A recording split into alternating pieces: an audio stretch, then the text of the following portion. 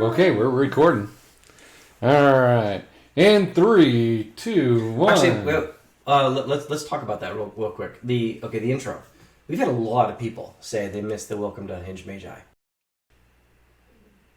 We only did one video that we didn't do it in. No, Holly clipped it out of 3 of them. So we've done 3 videos. Oh. It got clipped out. And okay. we're getting all these comments about people like, oh my gosh, I so missed the intro. All right. So maybe the complainers isn't outweighed by the appreciators. Yeah, it makes sense. But maybe we could just tone down the volume a little bit. That's fine. And hit that happy medium. Yeah, sure. Okay. All right. In 3, 2. Welcome to Unhinged Magi. Hey, you want to know something cool? We have new equipment. Have you seen this mic? I've seen that mic. Have you seen this mic? I have seen that mic. It's crazy. We're good. And if I stare over here, it's because I'm staring at the computer screens in front of me. Yeah. I'm going to try to stay right here. Yeah. It's going to be freakishly hard because I'm moving over here.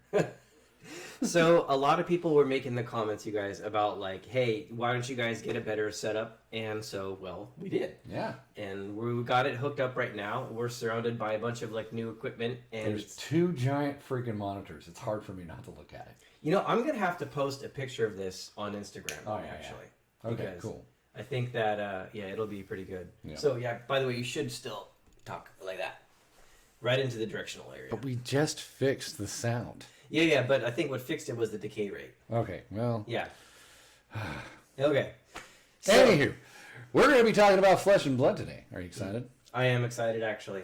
All right. Because this is the result of a lot of introspection, a lot of data analysis, a lot of discussion, trying to get to the bottom of what exactly is going on in the Flesh and Blood market and why. Exactly. So I went ahead and went on a TCG Player and looked at the released sales at release date for Tales of Aria. All right. Mm-hmm. And so on November 12th, when it was sold, they sold 8 boxes. On the 13th, they sold 2 boxes. These are all first edition boxes. On the 15th, they sold 12. And then on the 16th, 5. And the 17th, 2. And on the 18th, 3. That's not too many sales. Remember. Right? I'm trying. I'm going to have to remind ourselves. All right. So that's a total of 32 boxes at release date. Which is really, that's not a lot of boxes. Nope, it isn't. Now, current sales. This is TCG Player, by the way. Yes. Yeah, I said that. TCG Player. Now, current sales, all right, 2-7, they sold 11. 2-8, 9. 2-9, 4. 2-10, 5. And then 11 and the 12, 3 each on those days. And that's a total of 35 boxes. And that's Tales of Aria. Now, on TCG Player, in the last few weeks, effectively. It's 35 boxes. Few days. Yeah. A few days. 5 days, 6 days and 6 days. 1 at release, 1 currently. Now, pretty low sales numbers, honestly. Those are low sales numbers. But Everfest, let's listen to Everfest. Release date, 55 boxes, 2-4. Another 57 boxes on 2-5. Another 23 boxes on the 6th. But then we go back up to 47 boxes on the 7th. And then on the 8th, 26 boxes. And on the 9th, 22 boxes sold. So this is single-digit number sales going up to 50 to 60 boxes per day. Yeah. So, this is a massive increase in sales for of the first edition boxes for Everfest. For Everfest. But this data can be very misleading. It is. It sounds like sales are up. Flesh and Blood is king. It does sound like that. People might think that. Yeah. But is it true? And the answer is no. It's not. Remember, Tales of Aria had a bunch of pre-orders. Now let's talk about the first 5 days first 6 days of Flesh and for Tales of Aria. The box prices were $107 and $100. Current day is between $90 and $78. That was the difference in sales. And that was at release day for Tales of Aria, but the pre-release of Tales of Aria, the boxes were going I bought a bunch, $170 a box was a good price. Exactly. Current day for Everfest, $82 to $79. And so what we think this story actually tells, what the data actually says, is that people were not buying the pre-release boxes for the Everfest Yep. And they moved all of those sales waiting until the product actually released. Yep. And so the sales volume showed up on actual sales day, not pre-release, because the pre-release prices were, again, way too high for Everfest. So since they all shifted, not only did the LGSs that are selling them make a lot less money per box, but you see that volume actually there now. But, you know, there's a lot of implications of what that actually means. Exactly. So let's say you had a bunch of collectors buying your product originally. From what we're seeing as far as data is concerned, they're not there anymore. Yeah, the collectors and investors have pretty much checked out. Right? So now we're just left with players. Players are the only ones left. Now, if you count the number of boxes and you just figure it out for however many boxes are sold, you can start to get a picture of what the actual player base size is. Yeah, and that's actually really interesting, guys, because on the earlier sets, it was very hard to know what the actual player base was. There's a lot of people that were speculating this game is mostly investors and collectors. It's probably not as many players. Now, we knew for a fact there was players in the game. Oh, yeah. We knew that because we talked to people. We knew it because we played the game. We went to events. We went to events, and there is a large turnout for the events. Yeah, so there is, in fact, players. However, the feedback that a lot of what was driving the sales was just like investment and collecting seems to actually have been the correct perspective. Exactly. So, in December, Tales of Aria's Korshen was $450. It is currently now at $330 for the cold foil. For anyone who doesn't know, okay, so there's one Fabled per set. It is the most rare card. It's about 1 in 40 booster boxes is about the rarity of them, which is, that's pretty rare. 1 in 40 booster boxes. And every set has that one. The one for Tales of Aria was this card called Korshem.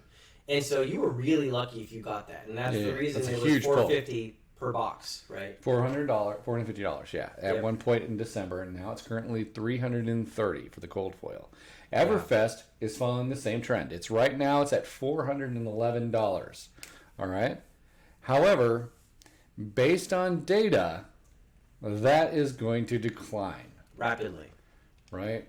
So you can see that there's more supply than demand for actual cards, which means it's not really a collectible piece, it's a play piece. And yeah, you can see that supply when you go to the websites and you look up Flesh and Blood Everfest and you look at the number of boxes available, you see a lot of boxes available. So you know if there's all these boxes available and they're available at a price of like $79 per box. That's the map pricing, which is effectively what LSS is telling people, don't sell the boxes below this, and that's the price that they're at. And there's still supply sitting out there. So there's probably a lot of like LGSs that are getting a little antsy and wanting to move those boxes. Because remember, boxes take up inventory space, and a lot of LGSs don't have inventory space. Yep. And when you have new sets coming out from Magic the Gathering and from other gaming companies, that space is valuable.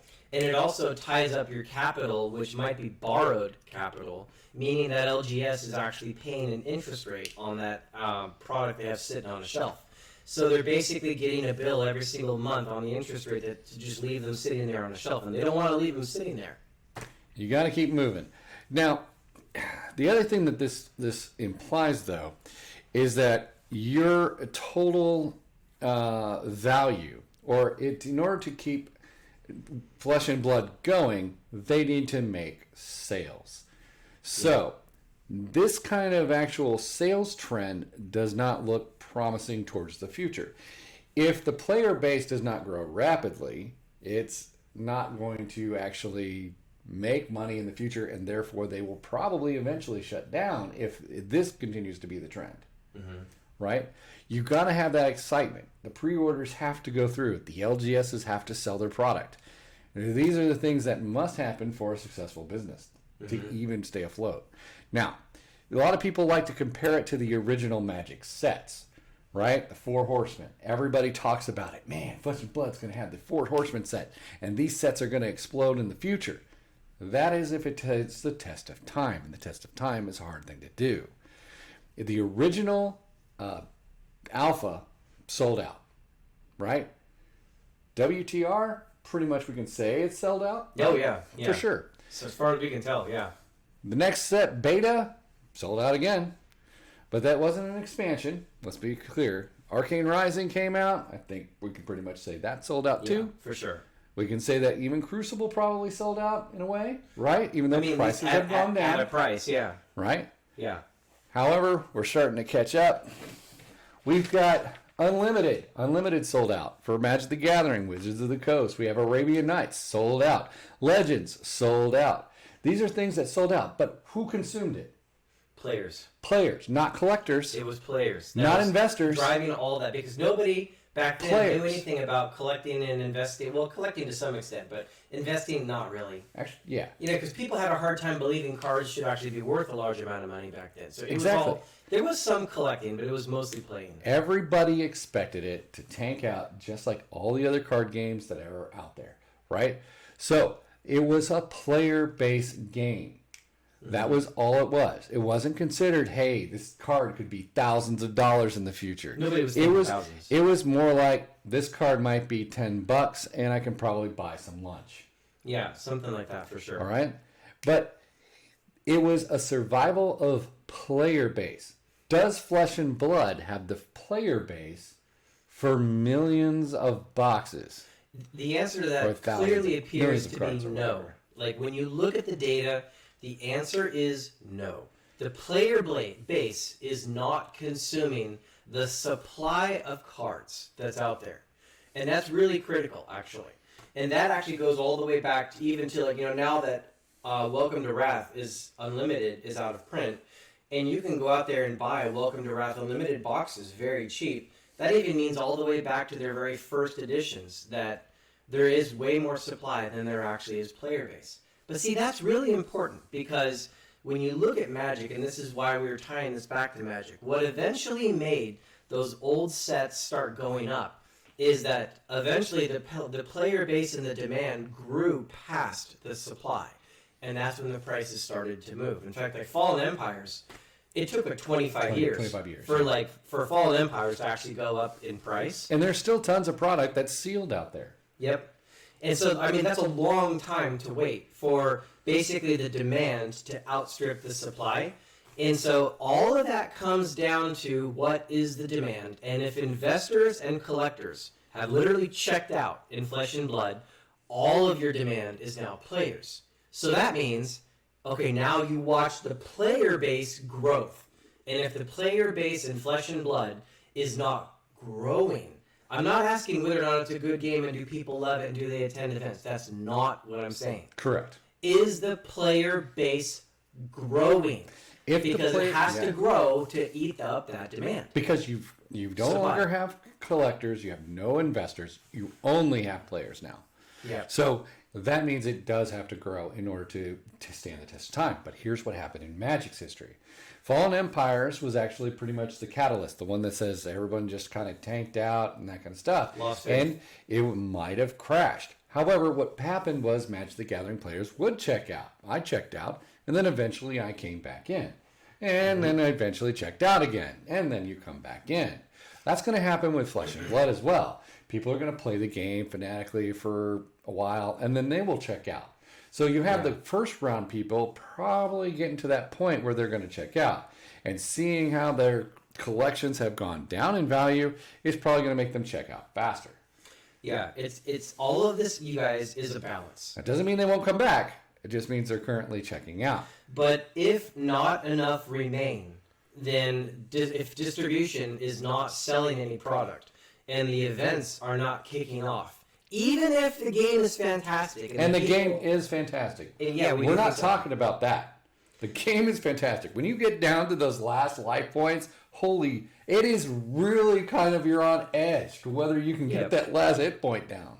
But in that situation, you still need LGSs to make money. You still need the people that are selling it into the channel. They actually need to make money, and the events have to fire.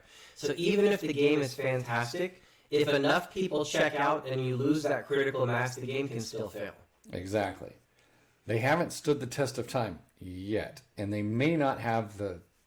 foundation to actually do it? That's the big question here.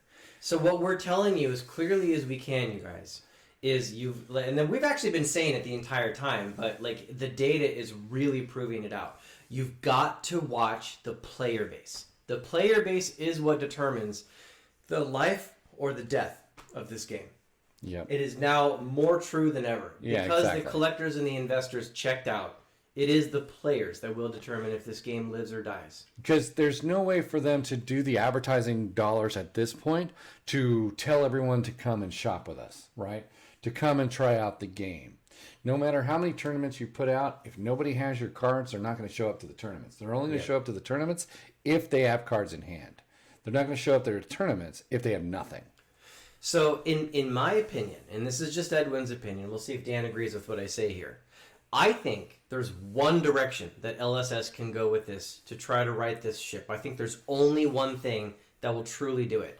Because, like, if you look at it and say, well, can't we just make the game even more awesome and then just revive it like that? Honestly, I think the game is already awesome, and that's not righting the ship. In my opinion, the one thing that they have to do is they have to decrease the print of the cards. Because you have to see those values stabilize and start going back up again. Because your chain needs to make money. The distribution chain needs to make money. And people, at the very least, need to see that they're not losing money in their carts. Like that core shem that we talked about. That Fabled going from like 500, 450 down to like 350 and still dropping. That's a problem. When you're a player and you went out and you spent $500 on a card and it's now worth $300, that's a little painful. Like, I mean, people feel that, actually. Yeah. I do believe they need to reduce their print run to the demand of the population that they have. I totally agree with that. But I'm not sure what direction they should fully go. There's plenty of directions they could go. At this point, I wouldn't recommend printing any kind of master set or any kind of that stuff because all the cards are still out there. You have the unlimited base, so there's really no replication that needs to happen. All the cards are being printed. Well, I'll tell you what I would do. Or not printed, if I was James White at LSS, what I would do is I would take the print run of first edition and I would knock it down to like a sixth of the size of the current first edition. So they are legitimately rare. And then I would also take the unlimited. I would shrink them down quite a bit. And I would shift that date forward to overlap right when the first edition come out. So nobody complains about not being able to get cards on release date. You can actually get unlimited or first edition on release date. But the first edition is going to literally command a premium, which was always the plan. I would shrink both of those down. And yes, LSS is going to make less money on each individual set. But not having faith in your community is going to kill your game. So at this point, yes, you're accepting like lower profit per set. But you're doing it for the long-term health of the actual game. And just keep unlimited open, print to demand, right? So you shrink that first edition down, shrink the unlimited down, and then you watch the market. So the print to demand, you actually watch the demand. That's what you have to do. Yeah, you wait for the requests to come in. And then people can say, yes, the product's coming. It'll take X, and then you've got the next unlimited wave come in. And you have to be willing to ignore the voices out there that are saying, like, I want every card in the game to be 10 cents. I don't like it that I have to spend $20 for a certain card. I'm sorry, but you have to ignore those voices because it takes money to develop the cards. Right. It takes money to print the cards. It takes money to ship the cards. And everyone's got to make profit in the chain, and that profit is made by a game actually commanding value. Because let's be honest with ourselves, guys. Let's just tell the truth here. You're buying a box of cardboard with pretty images on it, right? Yeah. That's what you're doing. Yeah, that's true. And boxes with cardboard with pretty images on it are not expensive to produce. True. And if that is the reality, but like the print of them is not expensive to produce, but getting the artwork in there, getting the intellectual property, getting people to develop it, that's an expensive process. You're going to have to pay the people that make it. And the people that want every card out there to be 5 cents, they just don't have reality. They want someone to work at, Actually, $1 an hour so they really can have what those people really want is to buy something for 5 cents and then sell it for $10. That's what they're really wanting. Well, right. I can tell you that right now. You know, if the market and the dynamics supported it, then, you know, all the power to them, but it just doesn't.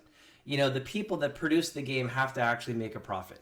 And that's what it all comes down to. So you got to be just willing to ignore those requests of like yell, yell, scream, scream. I want to be able to get my product at like 5 cents a card. If Flesh and Blood continues down this current path they're currently on, I don't see how they can grow the player base. That's the other thing I have a fearful of. Yep.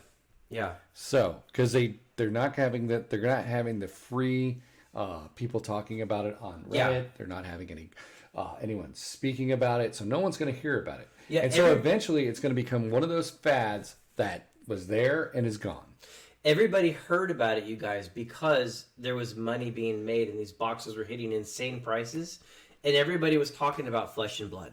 And now with the prices have come down, you know, the players are getting what they wanted, but like no one's talking about it now. When people are like, you know, hey, toxic asset, stay away from it, stuff like that. You know, at some point, you, as a leader of the business, you got to be willing to look at it and say what's actually really right for the long term. Which people that are going to complain do I actually listen to? And right now, I think they're focused on the wrong people, unfortunately. All right. So there you go. And I mean, yeah. So you could go buy the Korshen foil, cold foil right now, and if you do, use our TCG Player link, or you can buy the Grandeur of Valhalla. I think that's how it's pronounced. I don't think it's Valhalla. Valhalla is the actual Viking name. Yeah, but they have an AI at the end. Is that? Oh, okay. Does that change anything? Yeah, I don't think there's an I at the end. Yeah. All right. So maybe they're trying to avoid getting sued by the Swedish people or Norwegians or something. I don't know. Well, anyways, that's $411, and it probably will go down. I'm not buying it at that. I'll wait for it to be $150. Anyways, we'll talk I to don't you guys think it'll later. get that low. That's just my theory, though. But anyways, have a nice day, everyone. Bye.